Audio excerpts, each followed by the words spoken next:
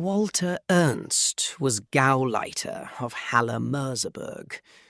When the Red Army broke through, he received one order: hold the line. He refused. He packed his cars and fled west. But he never made it. His own soldiers arrested him.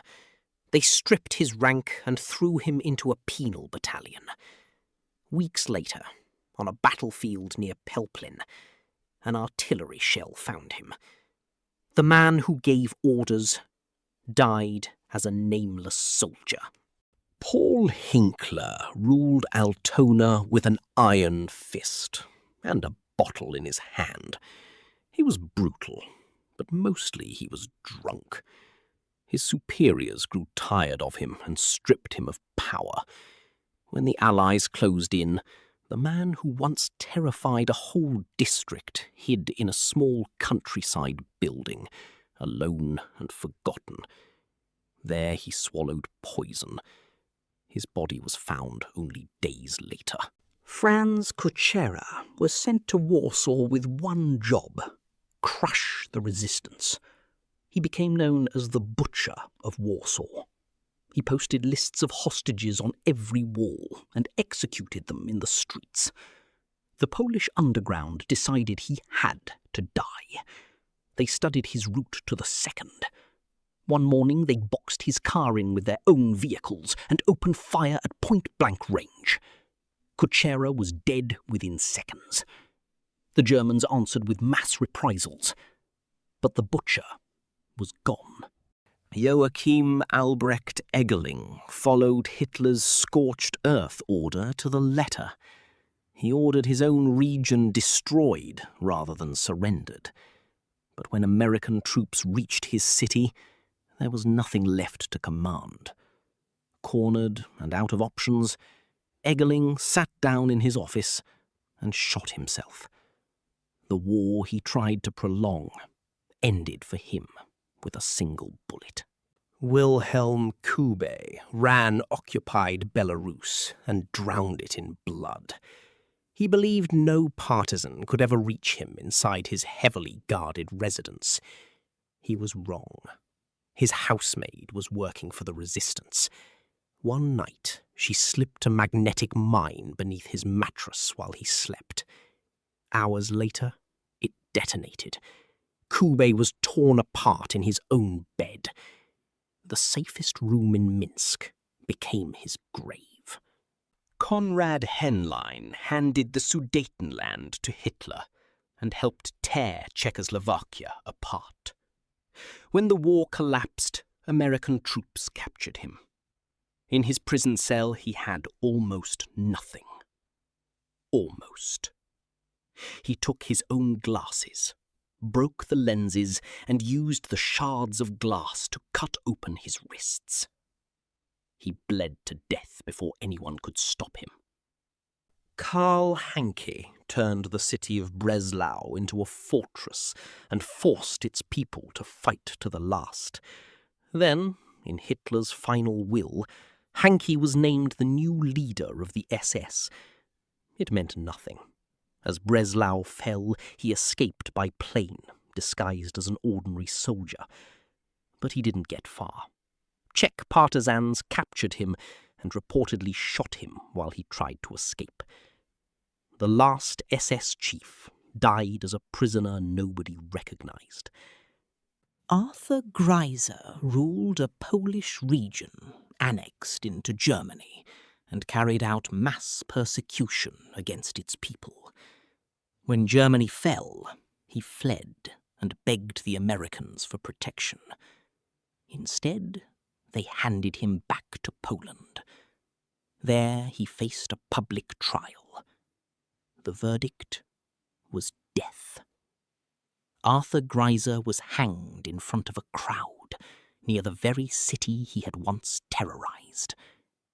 He was one of the last people in Europe executed by public hanging. Albert Forster governed Danzig and pushed for the mass Germanization of its Polish population. Those who refused were deported or killed. After the war, Poland put him on trial. The evidence was overwhelming. He was sentenced to death and hanged. The man who tried to erase a people was erased himself. Erich Koch was one of the most brutal administrators in the entire regime, ruling East Prussia and occupied Ukraine. When the war ended, he vanished. He hid under a false name for years, working as a labourer, until he was finally recognized and arrested. Poland sentenced him to death, but the sentence was never carried out. Erich Koch spent the rest of his life rotting in a prison cell, dying an old man decades later. Fritz Bracht oversaw Upper Silesia, the region that held Auschwitz. As Soviet forces poured across the border, Bracht knew what awaited him. He and his wife made a pact. Together, they crushed cyanide capsules between their teeth. They died side by side, choosing poison over capture. Josef Bürckel was one of the men who annexed Austria and later ruled a region on the French border.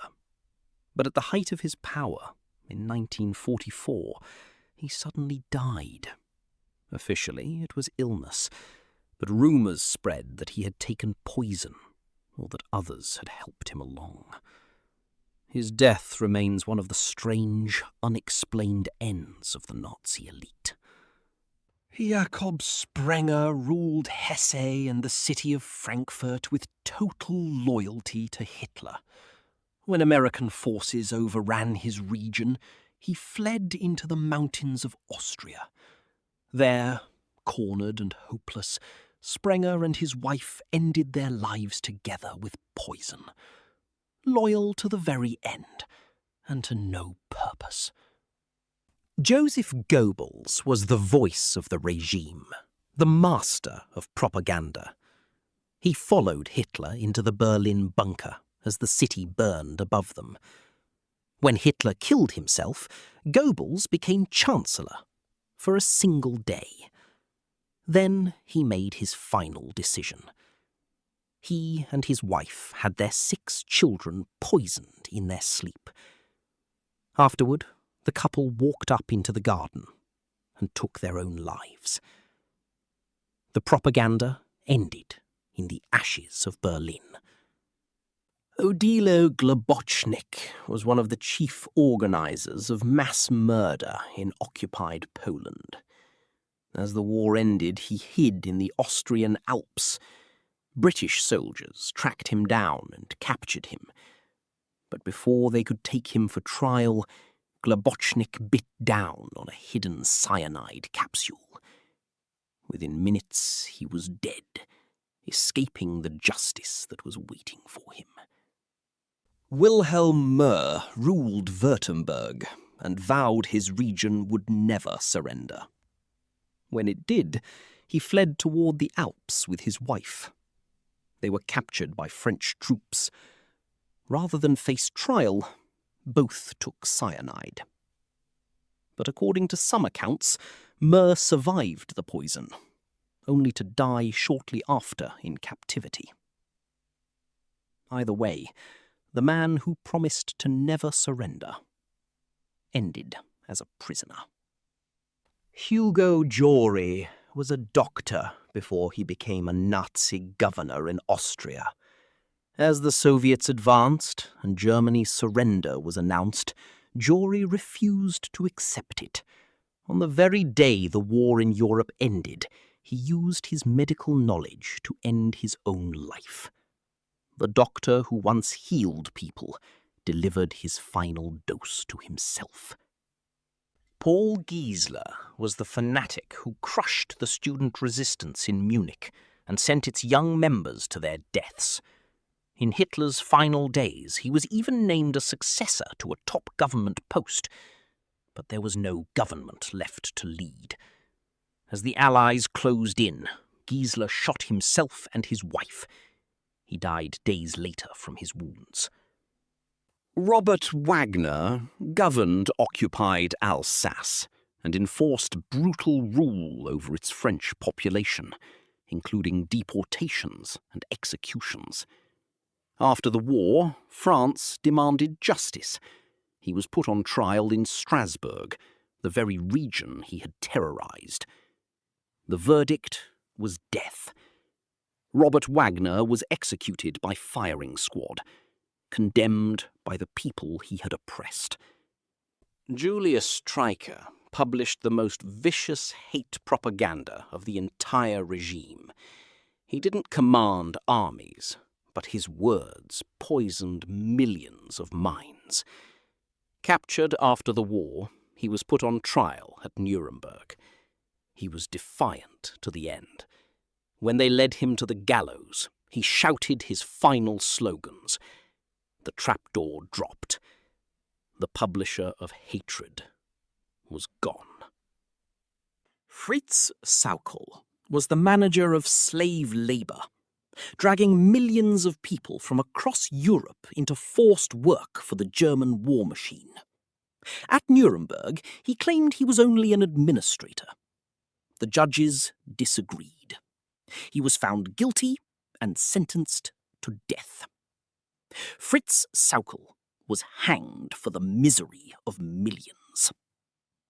Martin Mutschmann ruled Saxony and ordered its people to defend Dresden to the last man, even after the city had been reduced to ashes. When it was hopeless, he tried to flee. The Soviets captured him.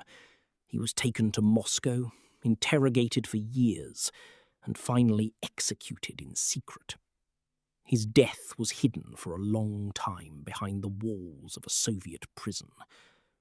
Otto Telschow governed a region in northern Germany for over a decade. When British forces overran the area, the old party boss saw the end had come. He took poison and died as the enemy closed in, one of the countless leaders who chose their own exit over surrender. Hans Schemm was one of the early stars of the movement, a powerful speaker who built the Nazi teachers' organization. But his end came not in battle, but in the sky. In 1935, his private plane crashed shortly after takeoff. One of the regime's rising figures was gone in an instant, years before the war he helped prepare. Siegfried Uiberreither ruled Styria in Austria and was responsible for brutal persecution.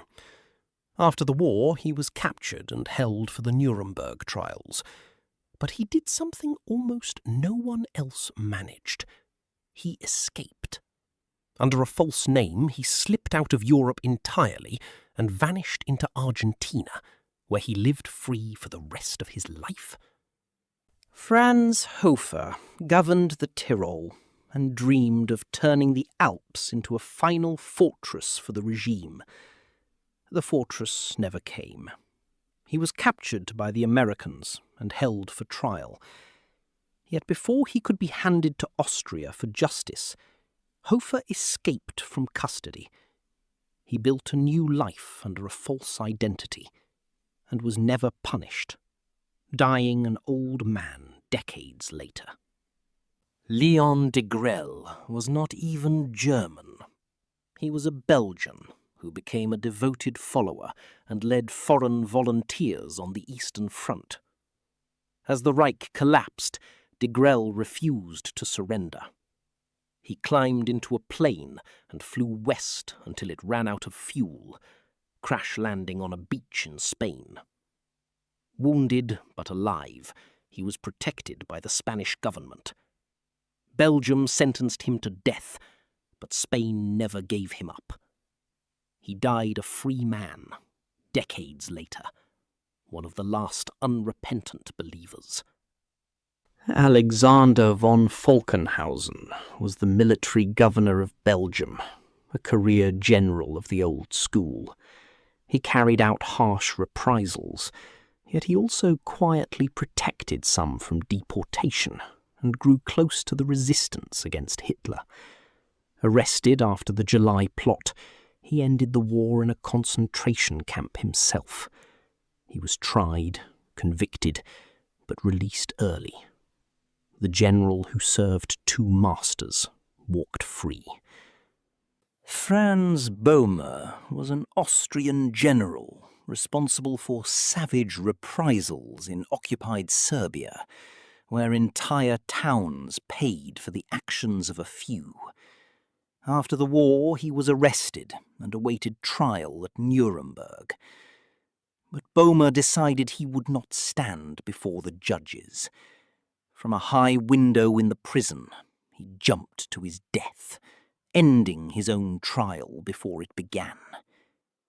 Rudolf Jordan governed Magdeburg-Anhalt and stayed loyal to the regime until the very last days. When the Soviets swept through, he was captured. Unlike so many others, Jordan did not die at the end of a rope or by his own hand.